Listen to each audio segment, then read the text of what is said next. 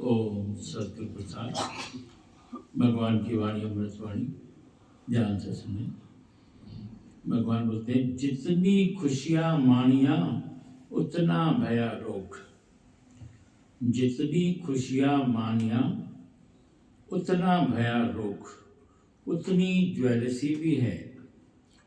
ज्यादा हम खुशी लेते हैं, सुख लेते हैं, पता नहीं किसके किसके मन में क्या आ जाता है और पता ही नहीं चलता। आजकल कोई खुशियां जल्दी लोग शायद नहीं करते।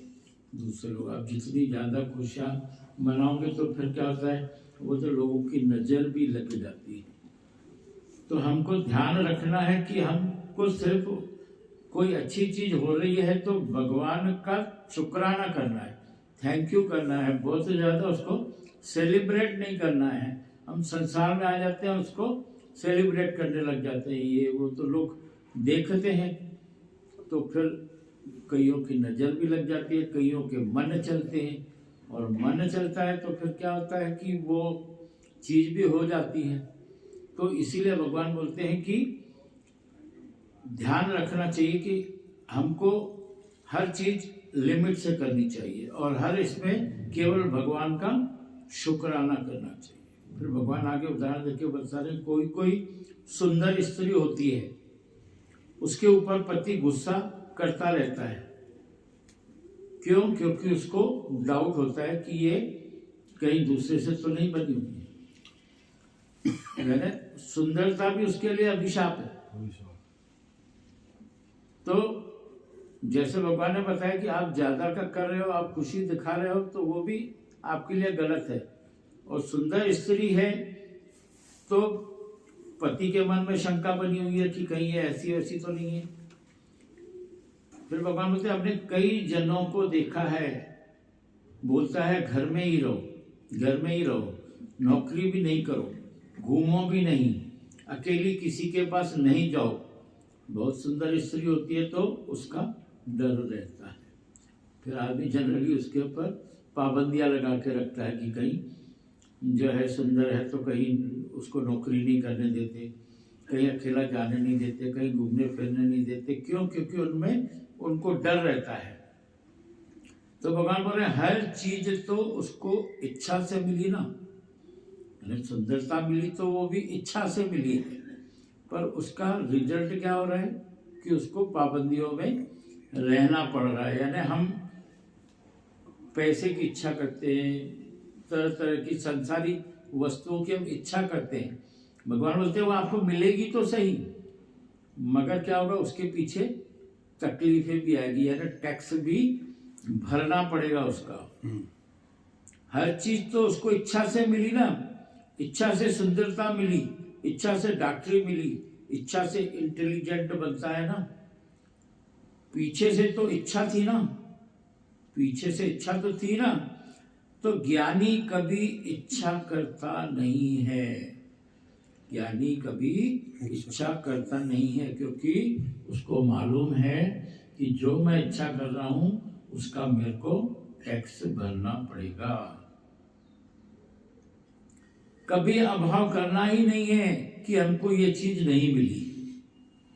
हम लोग दूसरों को देख के देखते हैं कि अरे इसके पास तो गाड़ी है, इसके पास तो ये, अरे मेरे पास नहीं है। भगवान बोलते हैं, इन सब चीजों में भी मत जाओ कि मेरे को ये नहीं है, मेरे को वो नहीं है, मेरे पास पैसे की कमी है या मेरे पास एकांत की भी कमी है। इवन ज्ञानी लोग को कभी कभी लगता है कि यार हमारे घर में जगह नहीं है, हम कैसे ध्यान करें। सुनते हैं तो वो यही सोचता है कि मेरे पास जगह भी नहीं है। भगवान बोलते हैं, इस चीज की भी कमी को महसूस मत करो, जहां बैठे हो वहीं ध्यान में लग जाओ, बोलो यही मेरा एकांत है। मेरे पास पैसे की कमी है या एकांत की कमी है, साधना की कमी है, अरे नया जन्म थोड़ी खरीद करना है। आप ये जो इच्छाएं कर रहे हो ना, इससे फिर क्या होगा, आपको एक नया जन्म मिलेगा। मुक्ति के लिए यही 84 लाख योनियों के बाद जब मनुष्य जन्म मिलता है तो कि यही जन्म है जिसमें आदमी मुक्त हो सकता है। मगर इसमें भी अगर हम इच्छाएं कर रहे हैं तो फिर भगवान बोलते हैं फिर आप एक और जन्म खरीद कर रहे हो। उदाहरण के साथ भगवान बता रहे कि एक आदमी ने रमण महर्षि को बोला, अमेरिका में मुझे एकांत नहीं मिलता है, यहाँ मैं जमीन लेके रूम बनवाकर एकांत करना चाहता हूँ। सब लोग खुश होने लगे। अमेरिका में जगह की कमी या महंगी जगह की वजह से वो एकांत में नहीं बैठ पा रहा था। भगवान के पास आया तो भगवान को बोला, भगवान मैं एक रूम बना के एकांत करना चाहता हूँ। तो बाकी के योगी तो खुश होने लगे। तो रमण महर्षि ने क्या बोला कि फिर तुमने एक नया जन्म खरीद किया। अगर तुमने ये सोचा तो फिर एक नया जन्म खरीद किया तुमने, क्योंकि भविष्य में तुमको जन्म लेना पड़ेगा और एकांत में आना पड़ेगा। कितना अच्छा बताए कि तुमने ये जो देखा है, इच्छा रखी है, तो इसके लिए तुमको फिर भविष्य में जन्म लेना पड़ेगा और एकांत में आना पड़ेगा। छुपे हुए संकल्पों को देखें। संकल्प शत्रु है। तुम्हारा जो संकल्प है वो किस संदर्भ में है वो देखो। भले तुम्हारा एकांत के संदर्भ में है, मकान अलग रूम बनाने के संदर्भ में है, भाव भले अच्छा है पर वो भी एक इच्छा है। तो भगवान बोलते हैं ये जो संकल्प है ये शत्रु है। संकल्प जो है पाप है और संकल्प करना एक पाप बन जाता है। हम बोलेंगे ये इंसान इतना अच्छा था, क्यों इसका एक्सीडेंट हो गया, इसकी चोरी क्यों हो गई, क्यों इसको बीमारी हो गई। हर मनुष्य संकल्प विकल्प करता है, ये पाप बनते रहते हैं। जो लेबल लगाते हैं कि ये राइट है, ये रॉन्ग है, ये जिज्ञासु है, ये जिज्ञासु नहीं है, तो पाप हो गया। किसी के लिए भी अगर हम सोचते हैं, भले हम उसके लिए अच्छा भी सोच रहे हैं, तो भगवान बोलते हैं किसी के लिए आप संकल्प मत करो कि भाई ये बेचारा तो इतना अच्छा आदमी है, इसको तकलीफ कैसे आ गई, इसके यहाँ चोरी कैसे हो गई, इसका एक्सीडेंट कैसे हो गया। हम जो है सहानुभूति जताते हैं। भगवान बोलते हैं ये भी जो हुआ है ये तो भगवान की मर्जी से हुआ है, इसमें कोई भलाई होगी, उसका कुछ कर्म कट रहा होगा, मगर हमने क्या डाल दिया, अरे कैसे हो गया बेचारे के साथ, मैंने हमने भगवान के करने में अपनी उंगली लगा दी। भगवान बोलते हैं आप सिर्फ ब्लेसिंग करो, जो उसके साथ उसका जो कर्म है वो अपने कर्म का उसका कट रहा है, उसमें हम अपनी सहानुभूति न जताएं, सिर्फ उसको ब्लेसिंग करें। ज्ञानी कभी अज्ञानी देखा ही नहीं है, जो खुद साक्षात्कार युक्त है। ज्ञानी कभी अज्ञानी देखता नहीं है, जो खुद साक्षात्कार युक्त है।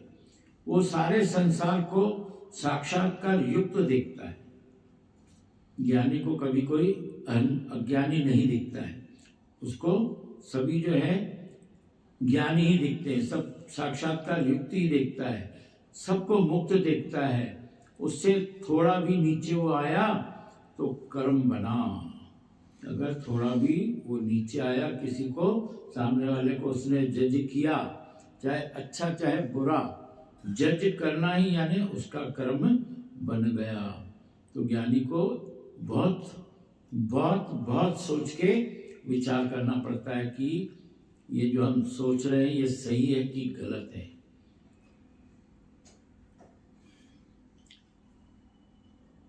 उसकी ब्रह्म का वृत्ति नहीं है। अगर उसका कर्म बना तो फिर इसका मतलब उसकी वृत्ति जो है ब्रह्म का नहीं है, वो मुक्त नहीं हुआ है, तभी उसको अज्ञानी दिख रहा है। किसका कर्म दिखाई दिया, किसकी गलती दिखाई दी, दूसरे को लेबल लगा दिया, किसी के ऊपर लेबल नहीं लगाना है। ये बहुत ज्ञानी है, हम बोलते ना यार ये भी बहुत ज्ञानी है, तो ये भी हमको जज नहीं करना है। भगवान बोलते ये भी आपको जज नहीं करना है, केवल उसको ब्लेसिंग करना है, उस किसी के ऊपर कोई लेबल नहीं लगाना है। भगवान बोलते हैं ये जो हमारा मन दिखाता है कि मेरी बहू कंजूस है, मेरा नौकर आलसी है, तो मेरा पाप कर्म लिख गया भगवान के घर में। बहुत गहरी बात है। हम लोगों के जनरली हम संसार में रहते हैं तो ये जनरली ऐसा हम लोगों के साथ होता है। चाहे बहू बेटा है, किसी के भी कर्म है, सेवादार है, इनके कर्म हमको दिखते हैं। तो भगवान बोलते हैं अगर आपने उनके कर्म देखे तो आपका कर्म लिख गया भगवान के घर में। एक मिनट भी उस परमात्मा से, उस ब्रह्म से, उस निराकार से, असली परमात्मा से लिंक जोड़ के प्रेयर करो कि हे परमात्मा, हे निराकारी शक्ति, मुझे अपना ज्ञान ध्यान दे।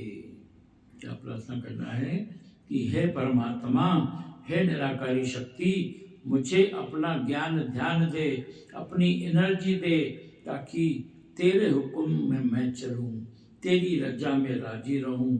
जो तू करे तुझे सब में देखूं। मैं किसी का कसूर, किसी को कसूर नहीं दूं, मैं ब्लेम नहीं करूं। जो तेरे हुक्म से हो रहा है, प्रकृति तुम्हारे सामने आ रही है, पीछे से करने वाला तू है। अंदर परमात्मा को फील करके अंदर बाहर शांत ब्रह्म तक पहुंचना है। पुरुष भी मेरे साथ है, पुरुषोत्तम भी मेरे साथ है, दो है हमारे पास। हरिओम।